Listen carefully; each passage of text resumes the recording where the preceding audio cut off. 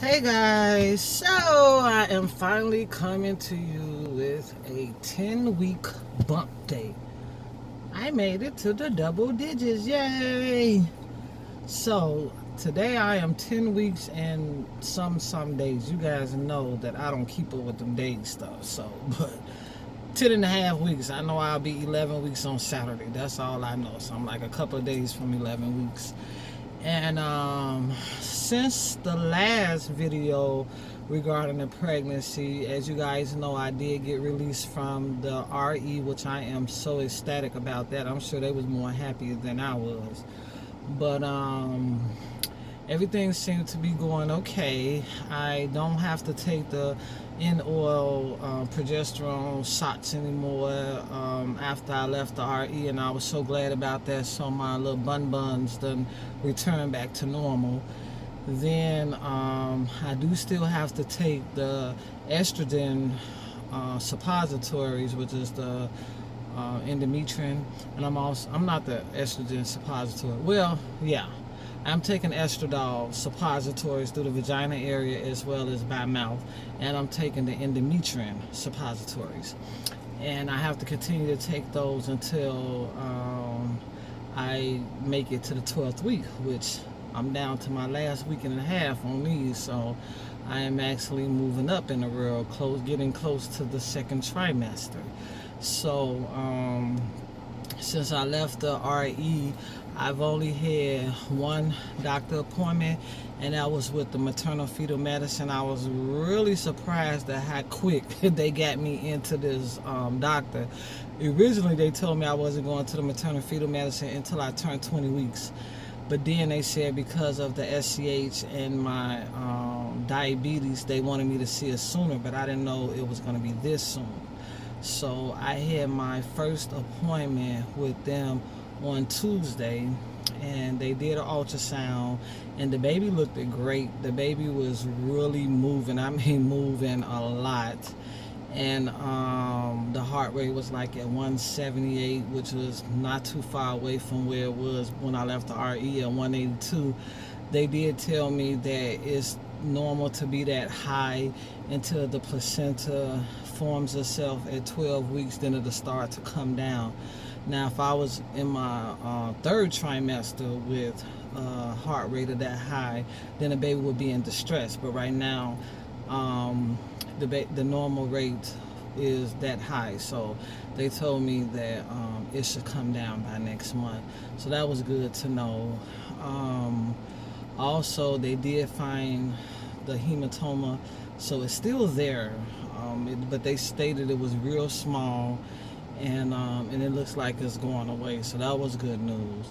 So after the ultrasound, I sat down and spoke with the maternal fetal medicine doc, and I was really surprised that he was an African American man that had no signs of another country in him. He was straight from the United States and looked like he was straight from the hood.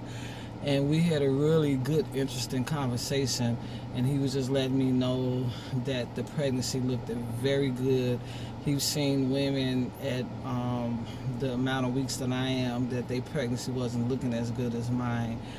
His only concern was my diabetes. I did just have a recent A1C, and even though the A1C improved, he said that was normal when you're not pregnant, but when you're pregnant, that's too high. So they're going to really monitor my blood sugars. They want me to start checking my blood sugars 3 times a day, and if any of my numbers go above 200, he said by the time I get 20 weeks, they probably is going to be putting me on insulin.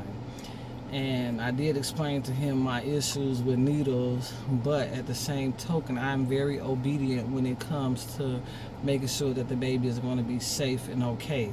So at this point, I'm just going to work diligently hard to keep the blood sugars under 200, but that's going to be hard when I'm ranging at about 100 to 135, and then the pregnancy along, as it progresses, it tends to release a lot more insulin than normal, so that's going to tag on another 30 to 50 units of insulin, so it's probably going to push me right there at 200 or above. So I'm kind of afraid about that, but I'm going to pray about it, and I'm going to really be making sure I'm watching what I'm eating. He also was just telling me about his role in my pregnancy, that they're just going to be monitoring my blood sugars as well as the baby. So I'll most likely be having ultrasounds over at their clinic.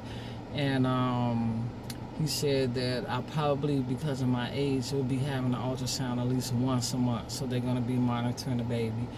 Then we started talking about the genetic testing that I was telling you guys about, and he was just asking me, did I know about it, and was I interested in doing it? And I let him know I did know about it, but I had some concerns about doing it because the SCH group that I'm in, a lot of the ladies in there saying that they had got a lot of false positives, and that they believe that those who are diagnosed with SCH tend to get a lot of false positives. So when I talked to him, he said whether you have SCH or not, you're probably going to get some false positive, because those tests are just like that. They spit out false positives, and then it's up to you to determine if you want to continue testing to make sure that the positive that was given was not a real positive. He said that they have no concerns for me, considering I used a younger donor. However, one concern is with all women, regardless of what the age is, and that's Down syndrome. So he said that the Down syndrome test, even though you get false positive with that one is more likely to be positive if it comes back positive, but you can get false positives with that one as well. So after talking to him more about it, I decided, why not? I just don't want to go through no unnecessary stress over a test that's not even positive if I don't need to. So I guess, I'm just gonna prepare myself for positive results. Therefore, if the test come back positive, I could just say, you know what, unless it's proven otherwise, I'm not gonna accept this. So that is the case with that. So I'm supposed to be going in on Monday for that test. They do say that test takes about 2 to 3 weeks to come back. I will probably also be able to confirm the gender of my baby. I do know the gender of the baby through the sneak peek test, and even though the sneak peek test claims to be 98% accurate, based off the reviews that I've read, they have a high accuracy. I mean, I'll give them that, but it's definitely not in the 90s. At least 15% of the women who have purchased this test have stated that they got a false result. And most of it is with boys. If they told you was having a boy, it turned out later on you actually was having a girl. The boys are more easy to have a false result because of the fact that the test can be contaminated. If you took the test around a male, or if you took the test around an area where males was recently at, or if any type of male handles the test, period, it can give a false male result when you're actually having a female. So that's really where most of the negative results comes in at. The wrong results, shall I say. So we'll just wait and see if I'll get the gender with the genetic test, and then I can kind of confirm their test. So at that time, that's when I'm going to announce the results to you guys.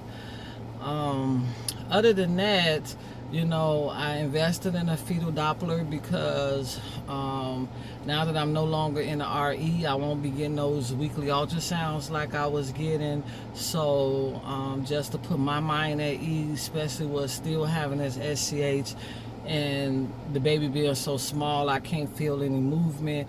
I just want to get the Fetal Doppler so I can at least hear the heartbeat. Now, it's not an easy task to do. It really is difficult finding the heartbeat, especially for somebody that's plus size, but I do find it, and it makes me happy to hear it. and I don't try to look for no more than every 2 to 3 days. Once I do start feeling the baby movement, I won't really be using that Doppler too much, or maybe not even at all. But until then, I just have to have something for my own peace of mind. So I will be going to see my OB for the first time on August the 14th, and I'm not quite sure what he's going to be doing when I'm there. I do know that we're probably going to be discussing my treatment plans from now to birth, as far as how often I'll be coming into the doctor and how often they're going to want to send me over to the maternal fetal medicine. I just know right now they're just more concerned about my diabetes, because they said the diabetes can do a lot to the baby, but the most detrimental is the fact that it can cause SIDS, it can cause stillbirth, and I just don't want that. I'm going to do everything within my power to make sure that the little baby is kept safe. So but yeah, I'm finally now getting excited about the pregnancy itself. Now that the SCH has really cleared up a lot, I still don't have a lot of pregnancy symptoms. It's funny, every time I go to the doctor, they be like, so how's the nausea? How's the queasy? I'm like, I don't have that. And they was like, well, that's good. I'm like, no, that's excellent. Because my last pregnancy, I was sick from the beginning to the end, 24 hours a day. So that is excellent. I don't have that. I do have super sore boobs, but seem like the last couple of days they're starting to kind of wind down. And I know that I went to see the nurse practitioner a couple of weeks ago, and she told me that it will start to get better. So it does feel like they're starting to get better, so I'm glad about that. But other than that, I just have frequent urination. Let's see what else I'll be having. I do have a lot of pressure in my uterine area, and I think it's because I have that love muffin. My love muffin is putting a lot of pressure down there, and I'm gonna have to go invest into a pregnancy belt so it can kind of lift up a little bit of that pressure off of there. I still have my cravings, especially my sweet cravings, but I finally don't crave the salt foods like I used to, which is a blessing. I just have now just a sweet craving, which I am being strong enough to avoid that. But that's all I have for you guys this week until I go and visit my OB in a couple weeks. I have more insight on what's going on with the pregnancy and the baby.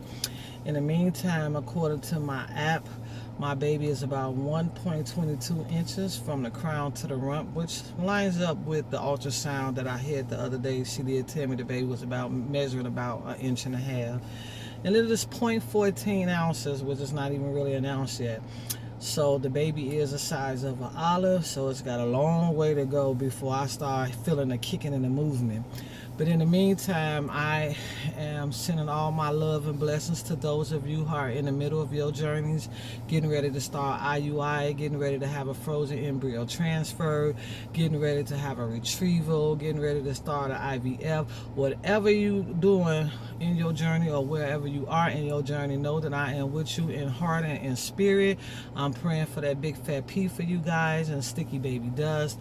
And if you guys are coming across my page for the first time, please feel free to go ahead and hit the subscribe button and follow us through this journey. Join the TTC community, where we are here to help each other and keep each other lifted up and not tear nobody down. So I really appreciate all of you guys who have been there with me, who have been there for me, and who have had my back. All of my A1s from day ones. I really appreciate you, ladies, and I look forward to giving you guys my next update. Mwah. Love you, ladies. Bye.